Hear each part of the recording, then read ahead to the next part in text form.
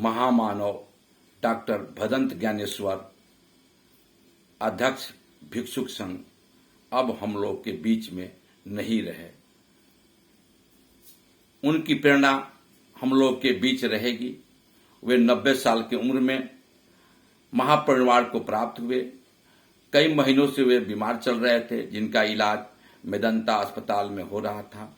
सभी विश्व भर के अनुयायी उनकी वायु की दुआ कर रहे थे, फिर भी जो होने को मंजूर था वह हुआ। आज वो हमारे बीच नहीं रहे। सतत नमन है डॉक्टर भदंत ज्ञानेश्वर जी को। वे हम लोगों को हमेशा प्रेरणा देते रहे हैं। वे प्रेरणा पुंज हैं। हम प्रेरणा स्रोतों को आशीष की जरूरत है।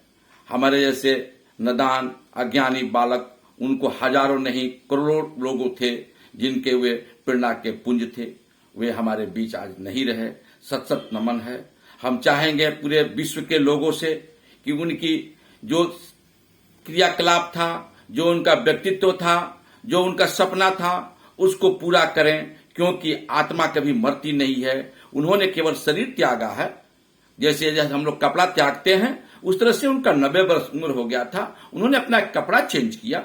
उनकी आत्मा कभी मरती नहीं है, मरी नहीं है और मरेगी भी नहीं। तो मैं वह नमन करता हूं, आशीष मांगता हूं डॉक्टर भदंत ज्ञानेश्वर जी से कि जिस तरह से हमारे जैसे अनाथ को उन्होंने एक नाथ जैसा बनाया, एक बुद्धिजीवी बनाया और प्रबुद्ध सोसाइटी का राष्ट्रीय अध्यक्ष का दायित्व सौंपा था, मैं भी चाहूंगा कि पूरे विश्व के लोग भगवान बुद्ध के जो महामानव के रूप में अवतरित हुए थे, डॉक्टर भदंत ज्ञानेश्वर जी, जो म्यांमार से चलकर आकर भारत के उत्तर प्रदेश के कोशीनगर में अपनी कर्मभूमि बनाई और वहां पर उन्होंने एक ऐसा माहौल क्रिएट किया कि विश्व को युद्ध नहीं चाहिए, शांति चाहिए। और शांति का माहौल बनाने वाले आज हमारे प्रेरणापुंज डॉक्टर भदंत ज्ञानेश्वर सुबह 4:50 पर मेदांता हॉस्पिटल लखनऊ में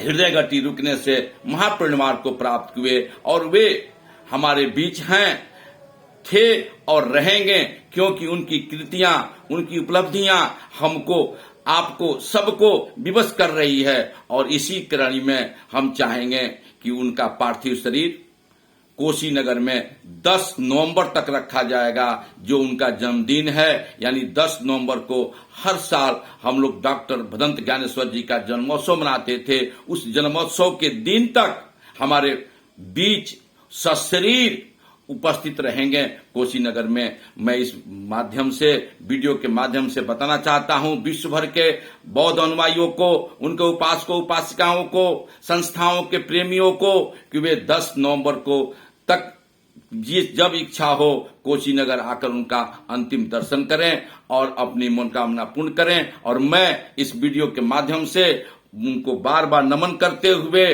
उनके अच्छे चीजों को अपनाने का संकल्प लेता हूं। साथ ही साथ देशवासियों, विश्ववासियों से कहता हूं कि उनके कृतित्व और व्यक्तित्व के अच्छाई को अपने जीवन में लाएं। धन्यवाद। हम हैं आपके डॉक्टर श्री प्रकाश बर्नवाल, राष्ट्रीय अध्यक्ष प्रबुद्ध सोसाइटी।